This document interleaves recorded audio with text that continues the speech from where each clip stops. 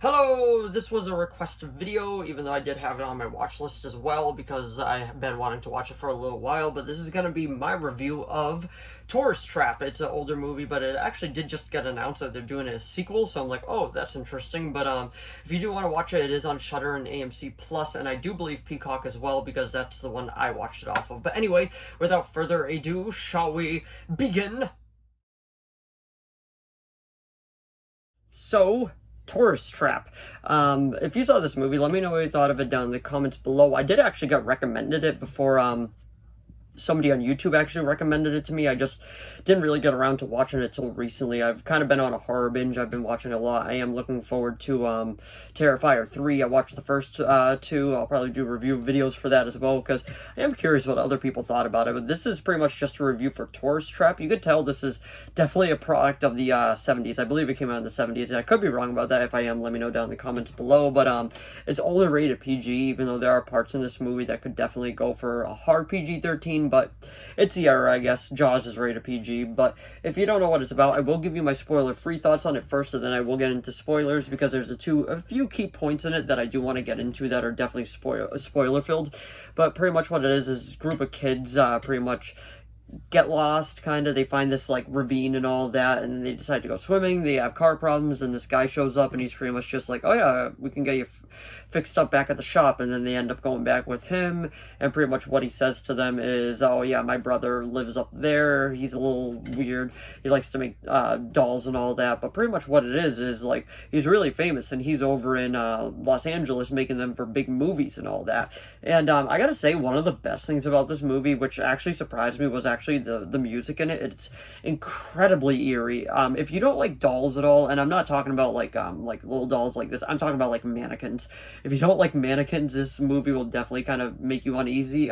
There's only a few parts in this movie that made me feel uneasy, but it'll definitely do that to you. It'll make you go, I don't like that.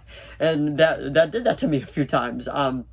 The opening scene is this guy that was, like, I believe looking to get gas at the gas station, out in the middle of nowhere, of course, and then he tried to get it, and then all these dolls started, like, screaming at him, singing at him, and I'm talking about, like, mannequins, and pretty much we never see the guy again. But some of the deaths in this for the 70s is actually kind of graphic. I was surprised with what they got away with, but the lead actor in it, I think he actually does a really good job, especially later on when it gets to the twist. But if you saw House of Wax, the remake, or the original, I believe with Vincent Price, you know you know the exact vibe of this movie. And I for one actually really like the remake of House of Wax. I know it has its haters, but for me personally, I actually really enjoy it. But the mask I actually find really eerie, but one of the most eerie parts of this whole movie had to be when he was turning the live person, the girl, into a mannequin, I guess you could say. I guess they couldn't use a wax figure because that would probably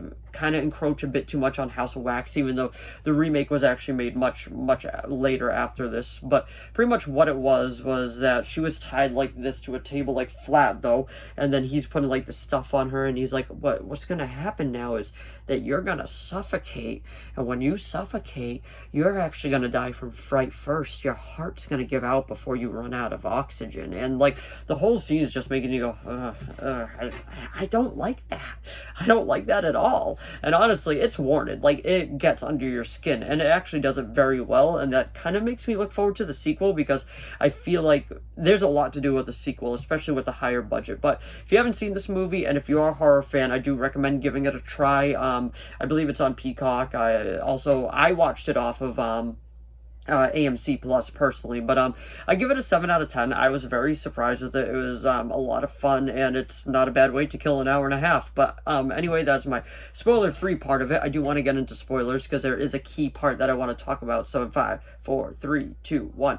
So the main thing that I wanted to talk about was that the big twist was actually he was his brother. He killed his brother way back when, and the guy running around in a mask that we thought was the brother is actually the guy that met them at the beginning of the movie. And I gotta say, with the way that they wrote this, usually you can kind of see that twist coming, but I did not see that twist coming at all. I was full on surprised, full on happy with the twist too, because it's always nice when a movie can actually give you a twist and you're like, oh wow, I did not see that coming. Prime example is The Sixth Sense. Everybody knows that twist now, but back in the day, nobody knew that twist. But overall, like I was saying, this is a pretty solid film. It does kind of keep it open-ended, so I am curious to see where it goes. But anyway, that was my review of Tourist Trap. So if you enjoyed this video, please give it a like and a subscribe so I know to keep making more of these. If you have any video requests, please leave them down in the comments below. I'll do my best to reply. As I said before, I do have a few video requests and those are being made, but if you do have any others, just let me know. As long as within my capability of making it, I will be making it.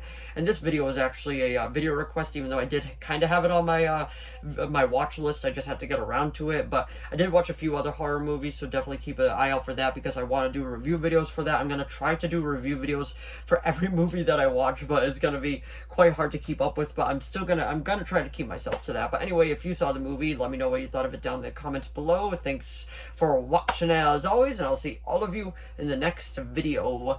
Bye.